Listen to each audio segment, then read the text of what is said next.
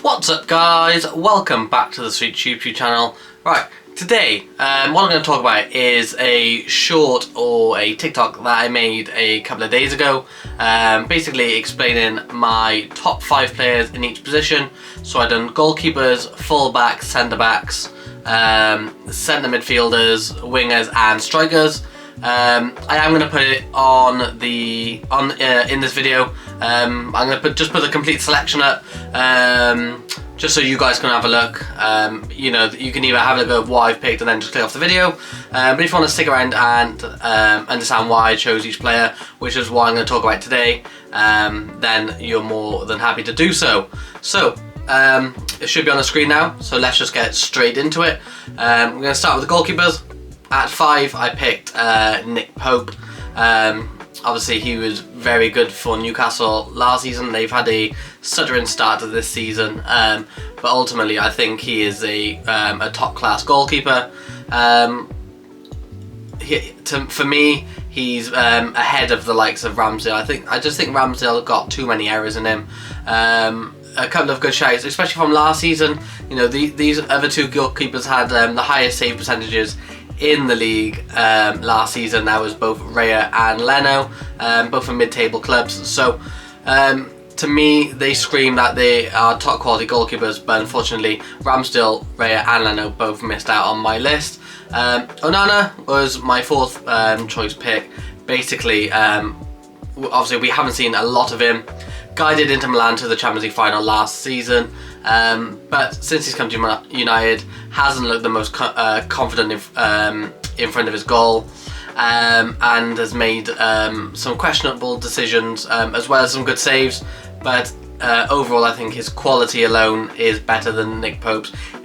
Definitely his ball playing ability is up there with the best, with the likes of Ederson and Alisson. So yeah, that's why I've got him at the number 4 spot at the moment. Obviously this could change come the end of the season. I'm sure we will revisit this come the end of the season and see if any of my opinions have changed on these players. But for now, Onana is number 4 for me, just because I think the 3 above him have achieved more in the game. Number 3 for me is Martinez.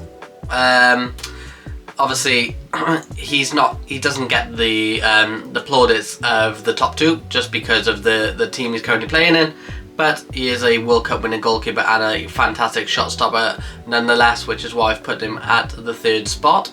Obviously second, I've got Ederson.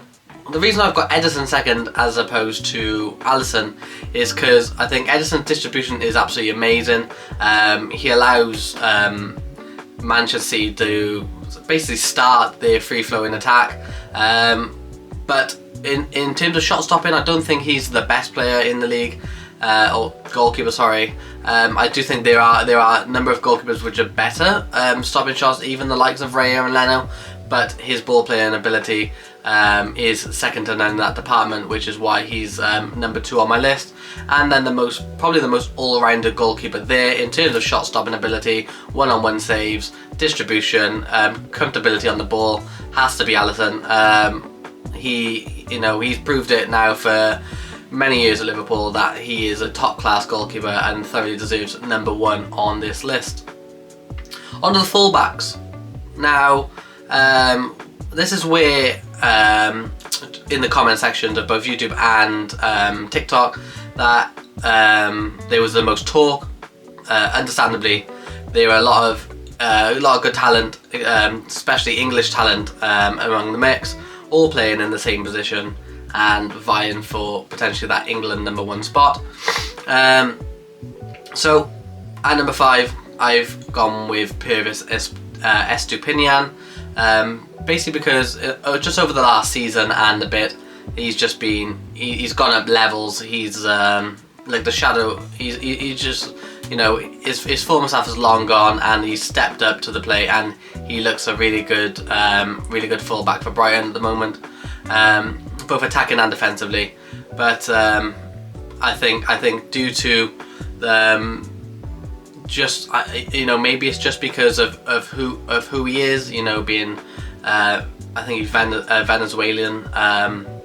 He probably doesn't get the plaudits of you know, the ones that are coming up on this list, but I do think he's a very good fullback. some people that we should actually I'll talk about them in the end. So number 4, I've got Kieran Trippier. Goes without saying, free kick ability, assists. And obviously captain for Newcastle, 4th place finish last season, and yeah, I don't think anyone can be upset that he's on the list. It's just, you know, the position. Some people might have him higher, some people might have him a bit lower, but I think 4th is a good spot for him, just because I think the 3 ahead of him are top quality fullbacks as well. 3rd, I've got Trent. Obviously, out of these 5 players, attacking, going forward, he's no doubtly the best of the lot. But just obviously defensively, everybody knows how poor he is defensively, which is why you can't put him any higher than 3rd. But as a football player, he's definitely number 1, because his ability on the ball is outstanding. Number 2, Kyle Walker, been consistently probably the best fullback in the Premier League for a number of years. Still has the same ability now, still has the same pace, and yeah, if only he was a bit better going forward, he'd probably take the number 1 spot. But obviously that goes to Reece James, who for me, if he can stay fit, which at the moment is not looking likely, you know, he's in and out of injuries all the time, which is impacting his great career at the moment. For me, Reece James has it all. Defensively, going forward, he's a unit, and obviously he has that goal scoring ability as well, coming up with some big goals for Chelsea in the last couple of years. So onto the players that missed out in the full-back positions. First off, I'm going to talk about Andy Robertson, because he has to be mentioned. Top quality full-back, but over the last year or so, obviously his performance levels individually have probably dropped off. You could just look at the amount of assists he got years back to what his output last year. Obviously wasn't as good. The Liverpool team suffered as a whole anyway, but I think individually Andy Robertson did get exposed quite a bit on that left hand side as well. So it'd be interesting, you know, come the end of the season, he might be performing very well and he might make his way back onto this, but for me, at the minute, he'd probably be in the number 6 position for me. And this new change in system at Liverpool doesn't help him at all, because he's hindered going forward now, and he's basically playing as the left-sided centre-half. Another one I missed out, Luke Shaw. For me, just a little too inconsistent. He always takes a while to get going during seasons, but when you get to the midpoint and towards the end of the season, he always comes on strong, and you see the best of Luke Shaw towards that back end of the season. Another player that I missed out is Zinchenko. Very good player in his own right.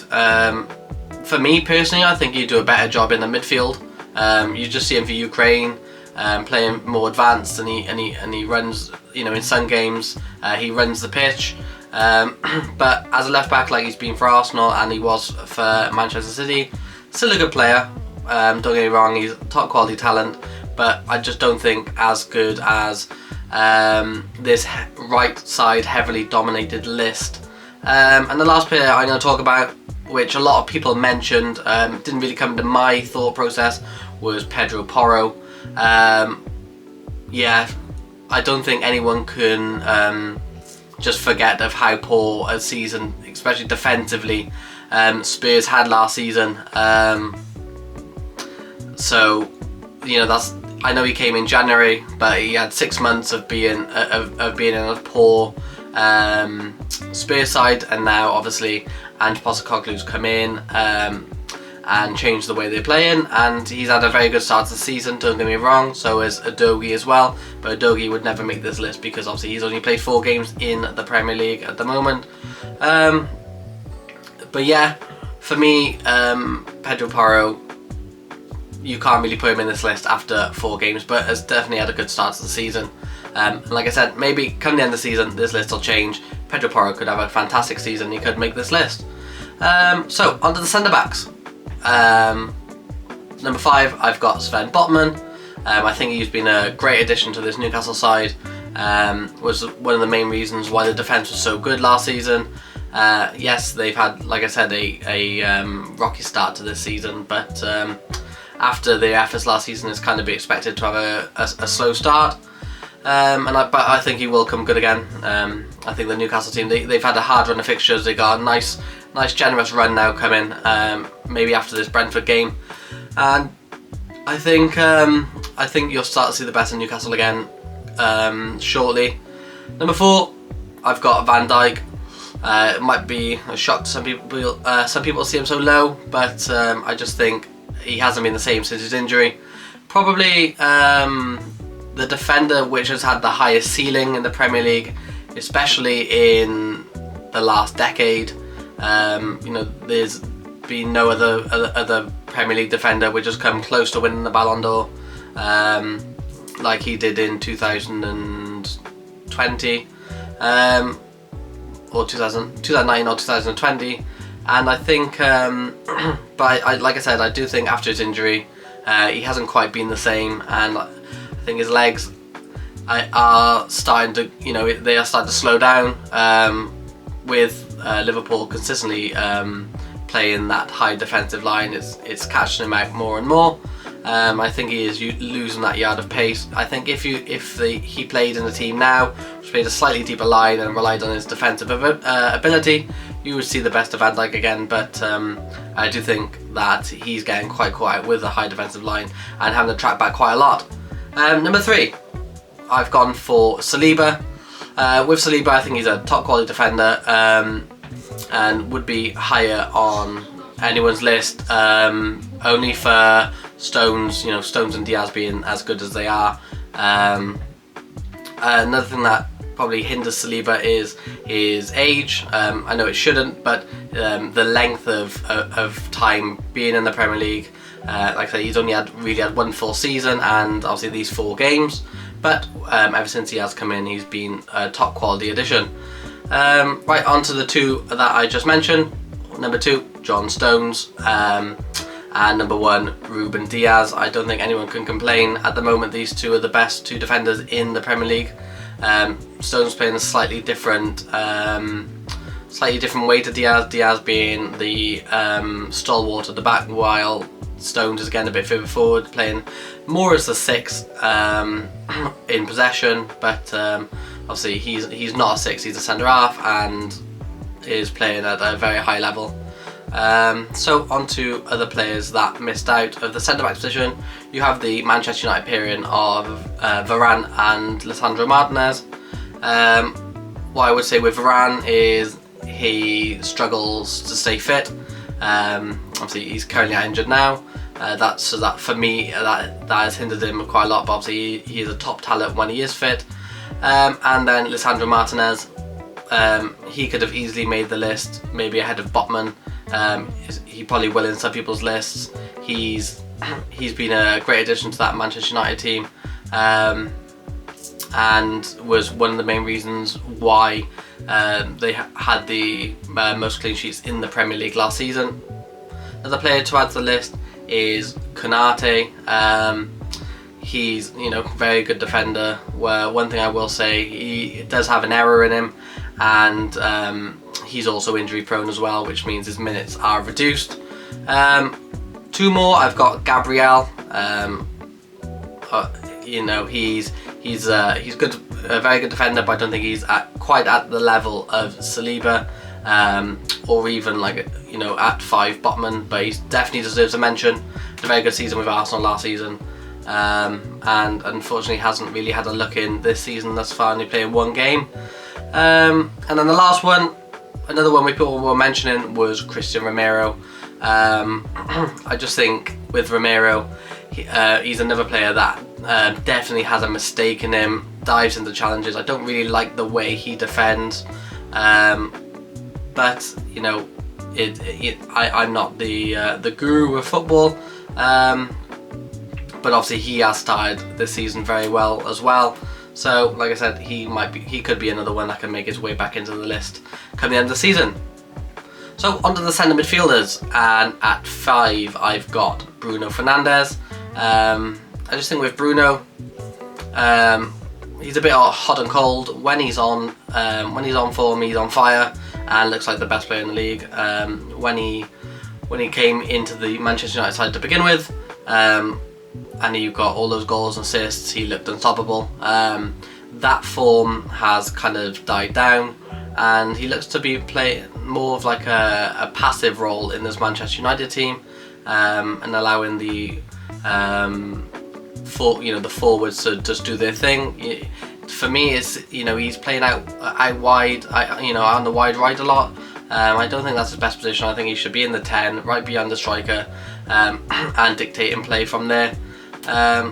So I think it's more of a positional thing for me. I don't think they're getting the best out of Bruno Fernandes. Number 4, I've got Declan Rice. Obviously, he's just gone to Arsenal, just won the UEFA Conference League with West Ham, and no one can deny that he is a very good football player. Number 3, I've got Martin Odegaard. He was obviously touted from a very young age, went to Real Madrid at the age of 15, kind of lost his way at Real Madrid a bit, went on loan quite a few times, come back to Real Madrid, and then failed to nail down a place. Gone to Arsenal and stepped up his game massively.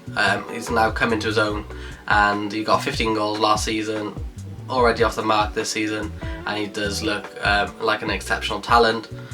But obviously the top 2 again, dominated by Manchester City players. Rodri, best number 6 in the world, no one can deny that. Scored the Champions League winning goal, and has scored a lot of vital goals for Manchester City. Most recently scoring the winner against Sheffield United. And number 1, the best centre midfielder I've probably seen, especially in the last 10 years. Probably the player that comes close for me would probably be Steven Gerrard. But yeah, it is Kevin De Bruyne. I just think he's got everything: ball playing ability, passing, running, shooting. I could go on, but we all know the qualities Kevin De Bruyne has. Players that missed out for me: Casemiro. Obviously, I think he just misses out. I think he's as a player probably on par with Bruno. You could probably switch the 2 out if you wanted to. I've got Alexis McAllister, just based on the season he had with Brighton, World Cup winner, and he started life very well at Liverpool. Moses Caicedo, similar story, just very probably Brighton's best player last season, but obviously got that big money move to Chelsea, and has failed to hit the ground running thus far. And the last one is Bernardo Silva, obviously very good talent.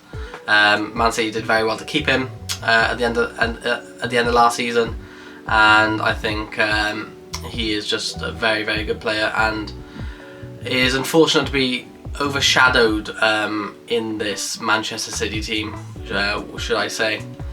Okay, so now we move on to the wingers, which was probably the most competitive section of these lists. So at 5, I've got Grealish. With Grealish, what I will say is, obviously he had a very good career at Aston Villa before moving to Manchester City. His first season at Manchester City, he kind of got memed. He didn't do that well, but obviously won a Premier League title. But last season, you've seen him at his best. Played nearly every game, and was just exceptional on that left-hand side for Man City. But I just don't see him as a. I don't think his goal and assist output is as high as the rest on the list, so that's why I've put him at 5th. 4, I've got Matoma. 2 seasons back, we would never have knew the name Matoma. We knew nothing about him, but the last season and start of the season, he's just been outstanding in nearly every game. I think his consistency has got him into this list. Where it doesn't matter whether he scores or assists, he's always an attacking threat, and he's always a massive problem for defenders. and he had a very good season for Brighton last season and started very well this one, which is why he's deserving on this list for me at the 4th position. On to 3rd, and for me that's Marcus Rashford. Last season he was back to his brilliant best, but seasons before, I think he had probably like 3 or 4 seasons where, maybe 3 seasons where he wasn't at his best. He did really struggle at times, which is why for me he's not higher than 3rd on my list. Number 2, I've got Saka. He had a wonderful season for Arsenal last season, he's probably their best player. One of the main reasons why they were able to challenge for the Premier League title alongside Manchester City. But I just think the reason why he's not number 1 is because Mo Salah's output is just freakish, especially from a wide player. Other than Rashford having his best season and Salah having his worst season, I think they got very, very similar numbers. Other than that, nobody even comes close to matching Salah's goals and assists per season.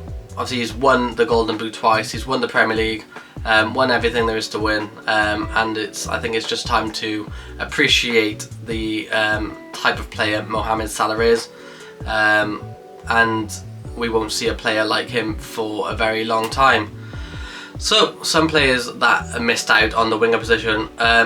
First one I've got is Heung-min Son. A lot of people questioned why Heung-min Son wasn't on my list, but it just seems that people have very short memories. Obviously 2 or 3 seasons back, when he was fighting for the Golden Boot, he was exceptional. When him and Kane were linking up and they were both scoring, close to 20 goals in a season, he was probably the 2nd best winger behind Mo Salah in the league. But last season he had a horrendous season, and he'll probably say so by his own standards. So that's why he just missed out on the list for me.